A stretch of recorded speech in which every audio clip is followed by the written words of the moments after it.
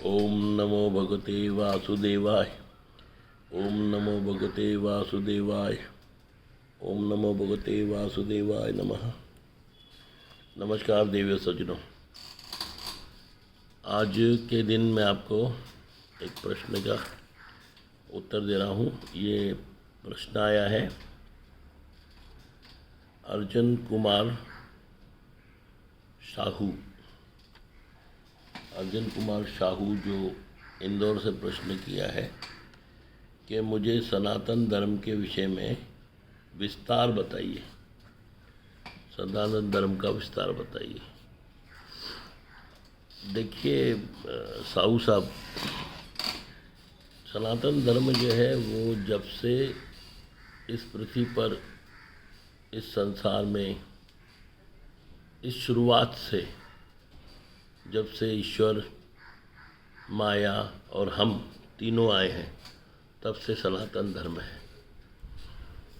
भगवान, हम और माया ये तीनों अलग नहीं है, एक ही है। ये जैसे एक चौसर होती है, चौसर खेला जाता है। चौसर जैसे 4 लोगों में खेली जाती है या 2 लोगों में खेली जाती है, तो उसी तरीके से ये चौसर का खेल है। इसको ज़्यादा सीरियस मत लीजिएगा कि भाई आप अपने दुखों को सीरियस ले लेते हो, डिप्रेशन में चला जाए, सीरियस मत लीजिएगा। ये कर्म की खेती है। जैसे कोई जुआरी होता है, बैठता है जुआ में, 4 लोग पत्ते बांटते, चौसर बांटता है, पत्ते बांटता है, तो वो अपनी अपनी चालें चलता है। तो एक तरफ हम हैं, हमारे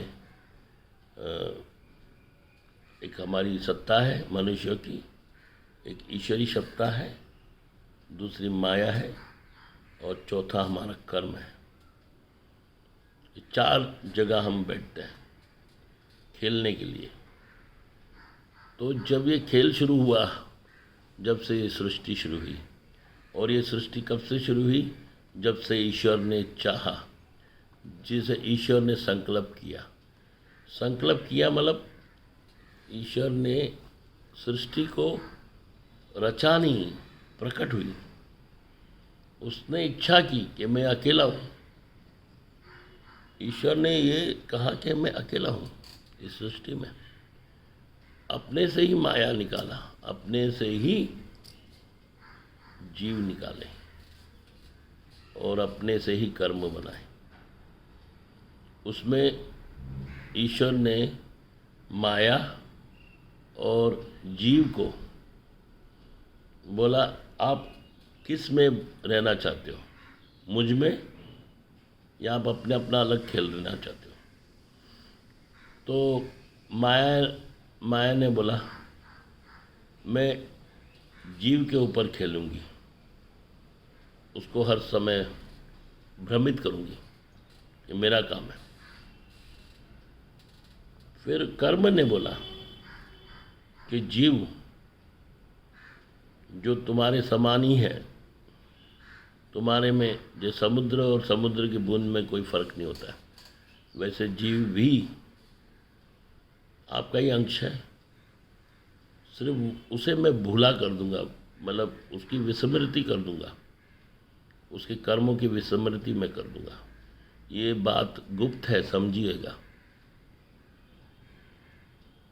तो बोला ठीक है। ये भगवान ने हमको नहीं दिया, ये हम लोगों ने चुना, माया, जीव और कर्मों ने चुना, और हम बैठ गए चौसर खेलने। यहाँ पर भगवान हर समय हारते हैं, क्योंकि उन्होंने ज़्यादा अधिकार दिया है मनुष्य को। मनुष्य अपनी मनमानी चलता है, अपने पक्ष, अपने फायदे, अपने नुकसान के लिए मनुष्य अपना पाला बदलता रहता है। कभी उस ओर जाता है, ईश्वर को बोलता हो तुम इधर आओ, कभी माया को बोलता तुम उस तरफ जाओ। वो अपना पाला बदलते रहता है। लेकिन उस हिसाब से जीवन में संघर्ष मनुष्य के ऊपर होता है। संघर्ष का अधिकारी मनुष्य है, क्योंकि कर्म उसके पास है। उसे आज़ादी भी है, वर्तमान है, और वर्तमान के अनुसार वो अपना जीवन चलाता है।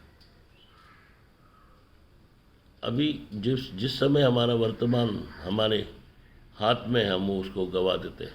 आलस, प्रमाद, क्रोध और अज्ञान के कारण अभी हमें ये 4 चीज़ हमें तंग करती है। अज्ञान क्यों है? क्योंकि हमें ज्ञान नहीं है। ज्ञान क्यों नहीं है?